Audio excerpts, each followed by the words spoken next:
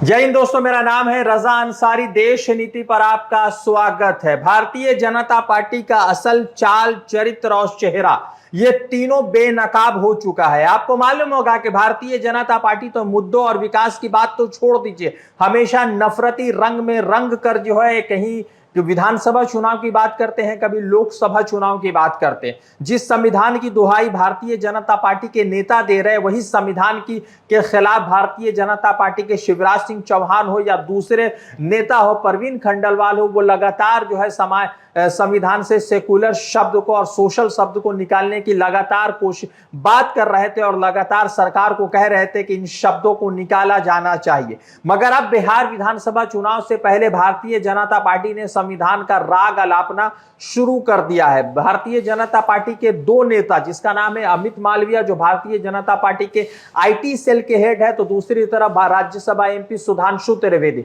इन दोनों ने India alliance यानी कि आरजेडी कांग्रेस माले पर ये इल्जाम लगाया है कि ये लोग बिहार के अंदर शरीयत कानून को लागू करना चाहते हैं, शरिया के रास्ते पर बिहार को चलाना चाहते हैं। आपको बता दें कि बिहार में जिस तरह से लाखों की तादाद में पटना के गांधी मैदान में वक्फ संशोधन बिल के खिलाफ विरोध प्रदर्शन, उस विरोध प्रदर्शन में तेजस्वी यादव का रंग दिखा और कई सारे और मुस्लिम संगठनों के नेताओं का रंग दिखा, जिसको लेकर लगातार बात चल रही है। सुधांशु त्रिवेदी ये कह रहे हैं कि ये लोग समाजवाद की बात करते हैं, मगर असल में ये नमाजवाद की बात है या नमाजवादी रास्ते पर बिहार को चलाना चाहते हैं। तेजस्वी यादव को लेकर आगे लिखते हैं कि क्या इंडिया गठबंधन में शरीयत लागू करना चाहती है बिहार में। ये बातें जो है सुधांशु त्रिवेदी की। और अमित मालविया लिखते हैं कि तेजस्वी यादव के गांधी मैदान की रैली की असली एजेंडा सामने आ गया। मन से बाबा साहेब अंबेडकर के संविधान की नहीं बल्कि शरिया और शरीयत के कानून की बातें हो रही है।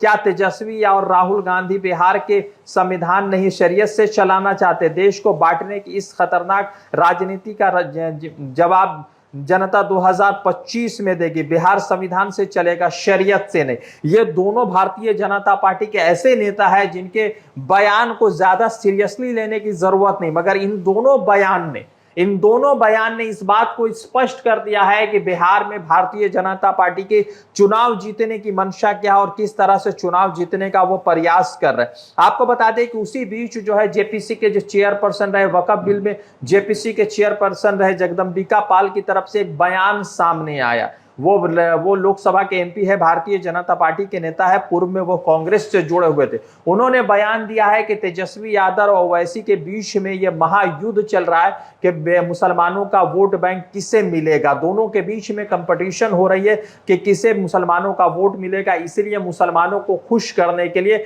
इस तरह के भाषण दिए जा रहे हैं, इस तरह के बयान दिए जा रहे हैं। आपको बता दें कि उसी बीच तेजस्वी यादव का एक और बयान सामने आया। लगातार इलेक्शन कमीशन और वोटर वेरिफिकेशन पर अपनी बात रखने वाले तेजस्वी यादव अब फिर से जो है भारतीय जनता पार्टी के असल चरित्र को क्लियर कर चुके हैं। सवाल यह है कि क्या बिहार में विधानसभा चुनाव के बाद प्रेसिडेंट यानी कि राष्ट्रपति शासन लगने वाला है। तेजस्वी यादव ने 29 तारीख के एक बयान में कहा कि बिहार में भारतीय जनता पार्टी राष्ट्रपति शासन लगाना चाहती है। और साथ ही साथ तेजस्वी यादव ने यह भी कहा कि बिहार का जब तक चुनाव है तभी नीतीश कुमार उनके मुख्यमंत्री के चेहरा है, और जैसे ही चुनाव खत्म होगा, चुनाव संपन्न होगा, तो नीतीश कुमार की सरकार को गिराकर बिहार में राष्ट्रपति शासन लगाने की तमाम तर तैयारियां भारतीय जनता पार्टी के लोग कर चुके हैं। उसके साथ ही साथ तेजस्वी यादव ने कहा कि आपने सुना होगा कि किस तरह से अमित शाह ने कहा था कि बिहार चुनाव तक के लिए नीतीश कुमार बिहार के मुख्यमंत्री के दावेदार है, मगर बिहार चुनाव खत्म होने के बाद क्या कुछ होगा, इस पर सवाल खड़े कर दिए।